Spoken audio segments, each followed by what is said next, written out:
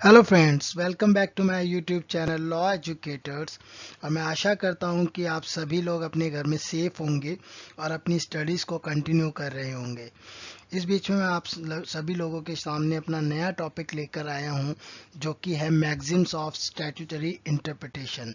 इसमें हम मैक्सिम्स के बारे में पढ़ेंगे कि इंटरप्रिटेशन ऑफ स्टैट्यूट के किस तरह क्या क्या मैक्सिम्स होती हैं उसके बारे में। तो बने रहिए मेरे साथ। मैं आपका विनीत। तो चलिए फ्रेंड्स, कुछ इम्पॉर्टेंट मैगजिम्स हैं इस इंटरप्रिटेशन ऑफ स्टैट्यूट के, जिसमें कि हम पढ़ेंगे एजुसडम जेनरिस के बारे में, नॉसिटरा सॉसेस, उट्रस मैजिस वैलिड क्वाम पेरियड, एक्सप्रेसियो यूनियस ईस्ट एक्सक्लूसियो ऑल्ट्रियस, रेडेंडो सिंगुला सिंगुलिस। तो चलिए इनके बारे में पढ़ते हैं। तो दोस्तों, हमारा पहला जो मैगजिम है वो है एजुसडम जेनरिस।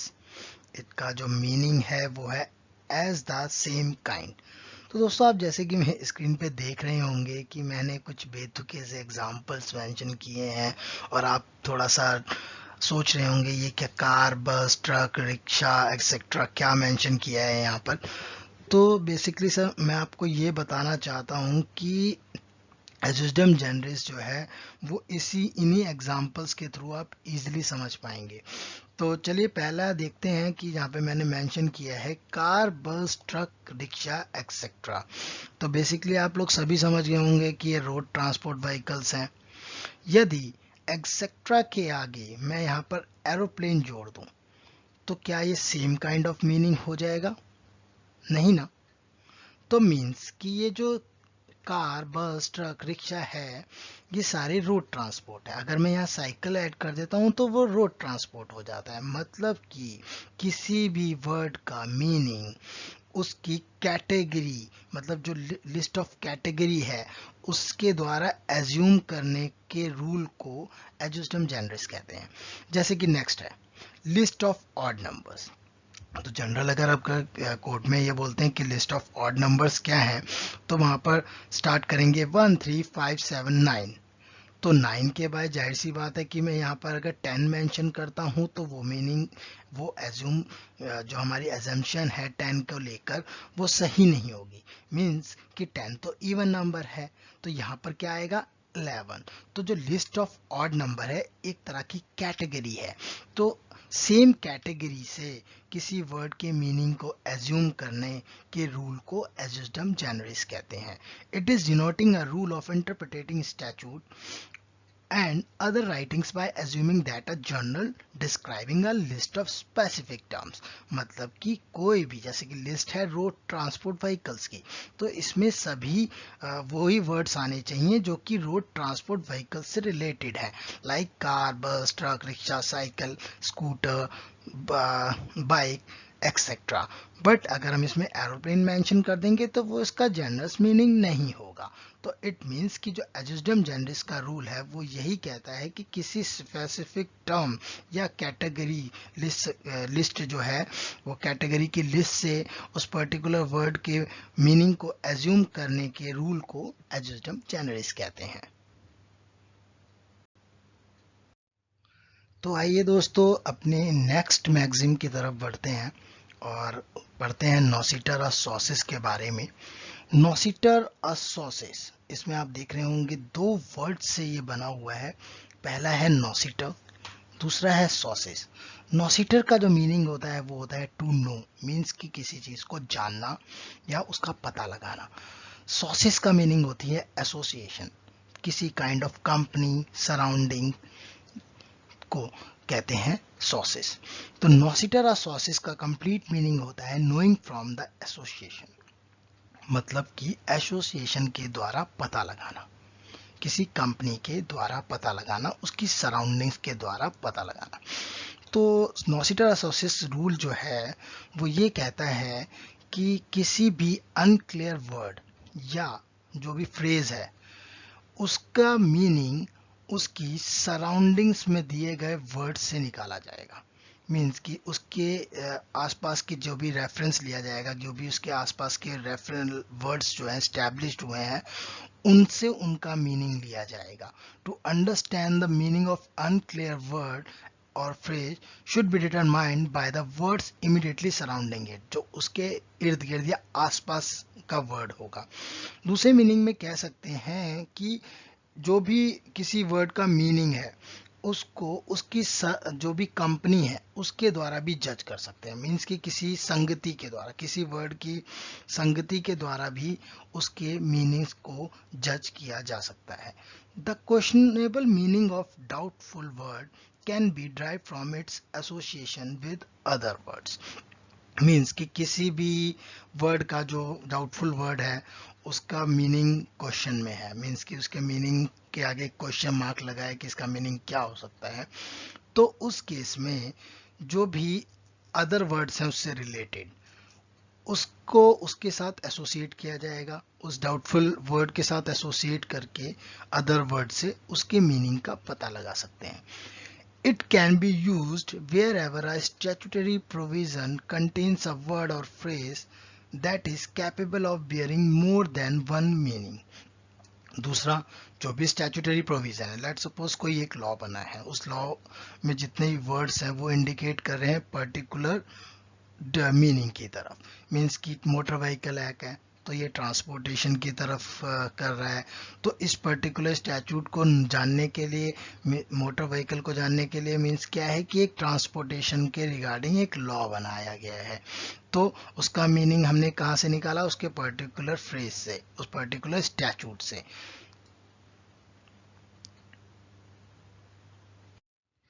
तो दोस्तों, नोसिटारा सोसिस का एक बहुत ही इंपॉर्टेंट केस लॉ है जो कि state of Assam versus R Mohammad के बीच था। AIR 1967 का केस है ये। इसमें सुप्रीम कोर्ट ने इस रूल को, मतलब नोसिटारा सोसिस रूल को यूज करके एक नतीजे पे पहुंचे थे कि पोस्टिंग, जो पोस्टिंग वर्ड है उसका मीनिंग क्या होगा।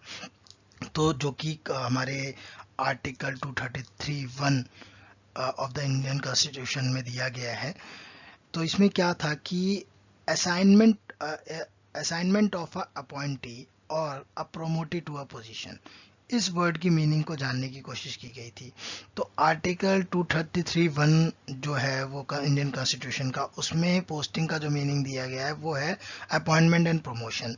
तो उस पर्टिकुलर जो अपॉइंटमेंट और प्रमोशन वर्ड है, इससे पोस्टिंग को एसोसिएट करके, मतलब कि इसकी कंपनी, इसकी संगति को देखते हुए, पोस्टिंग वर्ड को की संगति को देखते हुए जो असाइनमेंट ऑफ अपॉइंटी और जो प्रोमोटिव वर्ड है किसी भी पोजीशन के लिए वो सेम है। मींस कि किसी भी असाइनमेंट के लिए अपॉइंट करना या किसी पोजीशन के लिए प्रमोट करना, उसका सेम मीनिंग होता है अपॉइंटमेंट एंड प्रमोशन। तो इसी तरीके से कोर्ट ने पोस्टिंग का भी मीनिंग निकाला कि पोस्टिंग का जो मीनिंग है वो हम अपॉइंटमेंट एंड प्रमोशन ही पढ़ेंगे, ना कि किसी पर्सन का के ट्रांसफर से रिलेटेड है कि उस पर्सन का एक स्थान से दूसरे स्थान पर ट्रांसफर किया जा रहा है। तो जो पोस्टिंग वर्ड का मतलब जो निकाला गया वो था appointment and promotion. Means assignment of an appointee और a promoted to a position is same word as appointment and promotion. तो चलिए दोस्तों, अगले मैगजीम के बारे में पढ़ते हैं। एक्सप्रेसियो यूनियस एस्ट एक्सक्लूसियो अल्ट्रियस। बहुत ही लंबा नाम है दोस्तों, तो आप इसे छोटा कर करके भी पढ़ सकते हैं, एक्सप्रेसियो यूनियस ईस्ट एक्सक्लूसियो और अल्ट्रियस। तो ये एक लैटिन फ्रेज है जिसका जो मीनिंग है बहुत ही सिंपल है कि express mention of word things, मतलब कि जो भी एक चीज एक्सप्रेस कर दी गई है किसी लॉ में उसे रख लीजिए, बाकी हटा दीजिए। मीन्स एक लॉ बनाया, फॉर एग्जाम्पल से समझाता हूँ आपको। एक एग्जाम्पल है जो कि शेरों और बाघों के ऊपर है। मीन्स कि लायंस एंड टाइगर के ऊपर एक लॉ बनाया, ठीक है। उस लॉ में ये मेंशन किया गया कि ये पर्टिकुलर लॉ शेर और जो बाघ है उसके लिए है। इसमें तेंदुए या फिर और जो अदर वाइल्ड एनिमल्स हैं, जो जंगली जानवर हैं, उनके लिए कोई जगह नहीं है। मीन्स कि उन शब्दों को, जो कुत्ते, लेपर्ड और वाइल्ड एनिमल्स जैसे शब्दों को उस पर्टिकुलर प्रोविजन, पर्टिकुलर स्टैट्यूट से एक्सक्लूड कर दिया गया है। तो यही ये कहना चाहता है कि जो एक्सप्रेस कर दिया गया है, जो मीनिंग ऑलरेडी एक्सप्रेस हो चुकी है प्रोविजन के अंदर या स्टैट्यूट के अंदर, उसे ही माना जाएगा, अदर वर्ड्स को एक्सक्लूड नहीं किया जाएगा। तो इसमें एक बहुत ही इंपॉर्टेंट बात भी दी गई है, it is not for the court to try and second guess that parliament meant to add other words by association। की मीन्स कि कोर्ट के साथ साथ पार्लियामेंट भी ये गैस नहीं कर सकती, मीन्स कि उनके पास भी किसी तरह का अधिकार नहीं है कि जो ऑलरेडी वर्ड्स का मीनिंग दे दिया गया है स्टैट्यूट के अंदर, उसमें अलग वर्ड्स को यूज ऐड किया जाए। तो एक बार जो मेंशन कर दिया है, एक्सप्रेस कर दिया गया है किसी स्टैट्यूट के अंदर, तो उस वर्ड्स को एज इट इज माना जाएगा, उसमें अदर वर्ड्स के मीनिंग को एसोसिएट करने का ना ही कोर्ट ट्राई कर सकती है, ना ही पार्लियामेंट कर सकती है। When something is mentioned expressly in a statute, it leads to the presumption that things are mentioned are excluded। Means कि कोई भी चीज ऑलरेडी एक्सप्रेसली मतलब एक्सप्रेस कर दी गई है स्टैट्यूट के अंदर, तो वो मान लिया जाता है कि बाकी चीजों को वहां से एक्सक्लूड कर दिया गया है।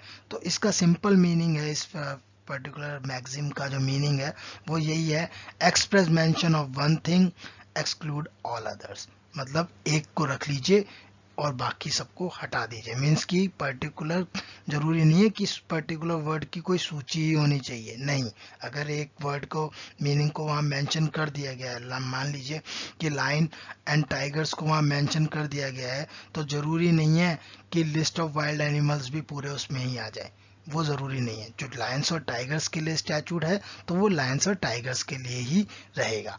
तो इस एग्जांपल के थ्रू आप बहुत इजीली समझ सकते हैं। So now move to our next maxim, and it is ut res magis valeat quem pereat. It is a rule of construction, which literally means the construction of a rule should give effect to the rule rather than destroying it। Means कि किसी भी rule को अगर यदि हम बना रहे हैं तो वो इफेक्ट में रहना चाहिए, मतलब भी कोई भी रूल बनाया है तो वो इफेक्ट में रहना चाहिए, ना कि उसे उठा के डिस्ट्रॉय कर दिया जाए। It is better for a thing to have effect than to be made void। Means कि किसी भी चीज को इफेक्ट में रहना ज्यादा बेटर है कि उसे void कर दिया जाए। तो आप लोगों को दोस्तों एक बहुत ही इजी एग्जांपल के थ्रू समझाता हूँ।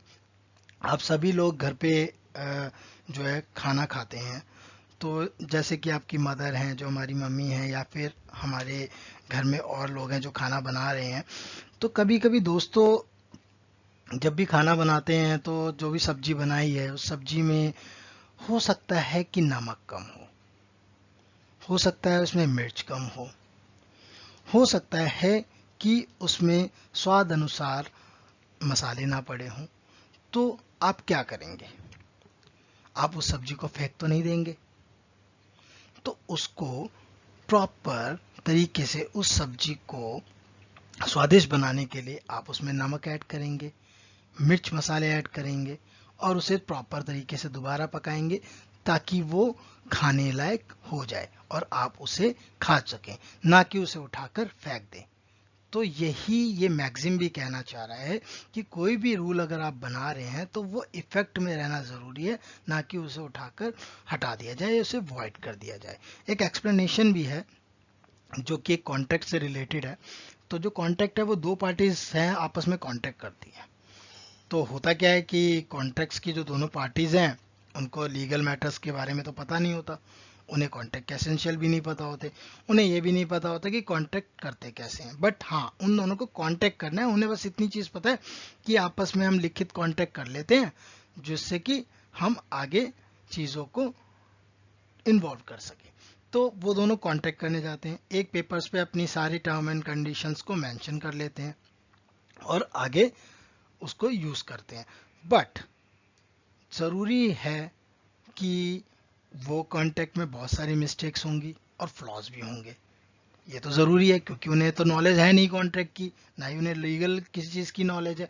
तो जो भी इस कॉन्ट्रैक्ट के अंदर चीजें दी गई हैं वो गलत भी हो सकती हैं और फ्लॉ भी हो सकता है उसमें। तो उन सभी चीज़ों को, उन सभी मिस्टेक्स को और इनएडिक्वेट फैक्ट्स को वैलिड करने के लिए उन सभी चीज़ों को ठीक किया जाएगा, प्रॉपरली उसको रीड किया जाएगा, जो भी वर्ड्स इनएडुकेट हैं या फिर जो भी गलत वर्ड्स हैं उन्हें चेंज किया जाएगा और उसे वॉइड डिक्लेयर करने से बेटर है कि उसे वैलिड किया जाएगा। यही ये मैगजीन कह रहा है कि किसी भी चीज़ को, किसी भी रूल को इफेक्ट में रहना ज़रूरी है, ना कि उसे डिस्ट्रॉय कर देना। Means it is better for a thing to have effect than to be made void. I hope you easily understand. तो दोस्तों अगला मैगजीम पढ़ते हैं, रोडेंडो सिंगुला सिंगुलिस। ठीक है, एक लैटिन टर्म है, इसका मीनिंग जो है वो है by referring each to each, मतलब एक से साथ एक, बाय रेफरिंग ईच फ्रेसेस और एक्सप्रेशन, जो भी फ्रेसेस हैं उसके एक्सप्रेशन कैसे करेंगे, कैसे उसको रेफर करेंगे, उसके कॉरेस्पॉन्डिंग ऑब्जेक्ट के द्वारा। In some simple words, redunda singular singulis mean that when a list of words has a modifying phrase at the end, the phrase refers only to the last. It is rule of construction used usually in distributing property. Means किसी particular property को distribute करने के लिए ये rule बनाया गया है। For example, doctor, fireman, policeman in a hospital, ये एक फ्रेज है। इसमें मेंशन क्या है? Doctors, fireman, policeman in a hospital. So doctors are referring to hospital. Definitely ये सबको अंडरस्टैंडेबल है कि डॉक्टर्स जो हैं वो किसकी तरफ रेफर कर रहे हैं इस फ्रेज में? हॉस्पिटल्स की तरफ। तो it means in a hospital doctors are applied, not policeman and fireman. ये भी आप समझ गए होंगे। तो where the general words of description following records of particular thing, such words are to be considered distributively. Means कि doctors जो है वो हॉस्पिटल्स के द्वारा डिस्ट्रीब्यूटिव ही रहे। ठीक है, तो जनरल वर्ड्स जो डॉक्टर जनरल वर्ड है वो किसके लिए रेफर करा गया है? हॉस्पिटल्स के लिए किया गया है, उस पे ऑब्जेक्ट्स के द्वारा किया गया है। तो डॉक्टर्स जो ऑब्जेक्ट है हॉस्पिटल, वो रेफर कर रहा है डॉक्टर्स को, ये एग्जाम्पल की तरह। एक और एग्जाम्पल है, जैसे कि अकाउंटेंट है, पुलिसमैन है और फायरमैन है जो कि बैंक में है। ठीक है, तो बैंक के लिए अब डायरेक्टली आपको क्या समझ में आ रहा है? बैंक के लिए तो अकाउंटेंट शब्द ही रेफर होगा। इट मीन्स कि जो अकाउंटेंट है वो रेफर कर रहा है बैंक की तरफ, मतलब बैंक एक ऑब्जेक्ट है, तो ऑब्जेक्ट कॉरेस्पॉन्डिंग ऑब्जेक्ट क्या है अकाउंटेंट का? बैंक। तो वो बैंक की तरफ रेफर कर रहा है, तो उसका जो मीनिंग है वो हम बैंक से निकाल सकते हैं कि अकाउंटेंट है जो कि वो बैंक से रिलेटेड है। एक और बेस्ट एग्जांपल है, बहुत ही सिंपल एग्जांपल है, I will eat and drink ice cream and cold coffee. तो डेफिनेटली फ्रेंड्स कि जो ईट है वो तो आप आइसक्रीम खा सकते हैं, आइसक्रीम पी तो सकते नहीं है। कोल्ड कॉफी आप पी सकते हैं, कोल्ड कॉफी खा नहीं सकते। तो general word general meaning apply करके उसके पर्टिकुलर ऑब्जेक्ट्स के द्वारा, मीन्स कि मैं खा रहा हूं तो मैं क्या खा सकता हूं? आइसक्रीम। तो उसका जो रेफरल है, रेफरिंग जो कॉन्टेक्स्ट है, जो कॉरेस्पॉन्डिंग ऑब्जेक्ट है वो क्या है? आइसक्रीम। वैसे ही पीने का क्या है? कॉफी। तो इसी तरह वार्टन लॉ लेक्सिकॉन में भी एक इसी तरह की बात कही गई थी, if anyone shall draw or load any sword or gun. ध्यान से पढ़िएगा इस फ्रेज को, if anyone shall draw or load any sword or gun, the word draw is applied to the sword only. मतलब तलवार के लिए तो आकर्षक वर्ड ही यूज होगा, मीन्स ड्रॉइंग वर्ड ही यूज होगा, और गन के लिए लोड वर्ड्स यूज होगा, क्योंकि हम गन को लोड कर सकते हैं, तो गन के साथ लोड वर्ड को ही उसका कॉरेस्पॉन्डिंग ऑब्जेक्ट मानकर यूज कर सकते हैं, उसका मीनिंग का पता लगा सकते हैं। So of other application are different sets of words to one another. इसी तरह से और तरह के जो सेट्स हैं, लाइक डॉक्टर जैसे मैंने बताया हॉस्पिटल के साथ, पुलिसमैन पुलिस स्टेशन के साथ, कॉफी पीने के साथ, आइसक्रीम खाने के साथ, तो इसी तरह के फ्रेजेस के साथ जो भी कॉरेस्पॉन्डिंग ऑब्जेक्ट है उस एक्सप्रेशन का, उसके द्वारा उसके मीनिंग को पता करने के लिए, उस मीनिंग को जानने के लिए इस रूल का यूज़ किया जाता है और इस मैक्सिम का यूज़ किया जाता है, जो कि एक सेकेंडरी रूल है इंटरप्रिटेशन ऑफ स्टैट्यूट का, और हम इसे कहते हैं रेडेंडो सिंगुला सिंगुलिस।